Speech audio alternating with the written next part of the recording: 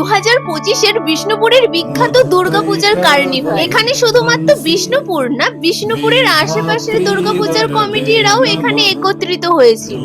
চলো তাহলে লেলে করতে করতে পুরো ব্যাপারটা দেখা যাক। এই কার্নিভালটি আয়োজিত হয়েছিল আজ অর্থাৎ 4ই অক্টোবর বিষ্ণুপুরের হাই স্কুলের মাঠ থেকে প্রায় বিকেল 5:30 নাগাদ। তাই তো এই মাঠ আজকে মেতে উঠেছিল ঢাকের শব্দের সাথে মানুষের নাচের আসর। এখানে বিষ্ণুপুরের প্রত্যেকটি পাড়ার মায়ের প্রতিমাকে সুন্দরভাবে নিয়ে আসা হয়েছিল। আগেই বলেছি শুধু বিষ্ণুপুর না, বিষ্ণুপুরের আশেপাশে জায়গারও বিভিন্ন মায়ের প্রতিমাকে আজকে এখানে নিয়ে আসা হয়েছিল। অনেকে আবার নানান সাজে সেজেও ছিল, মানে সবকিছু মিলেমিশে একটা আলাদাই পরিবেশ সৃষ্টি হয়েছিল। এরপর শুরু হলো কার্নিভালের র্যালি, যেটা সামনে থেকে দেখতে কিন্তু অসম্ভব সুন্দর ছিল। তাই তো অজস্র মানুষের ভিড়। আর জানো তো র্যালিতে যারা অংশ নিয়েছিল তাদের জামা কাপড়ের কম্বিনেশনের জন্য র্যালিটা দ্বিগুণ সুন্দর লাগছিল। আর এই কার্নিভালটা বিষ্ণুপুরের হাই স্কুলের মাঠ থেকে বাস স্ট্যান্ড পর্যন্তই করা হয়েছিল।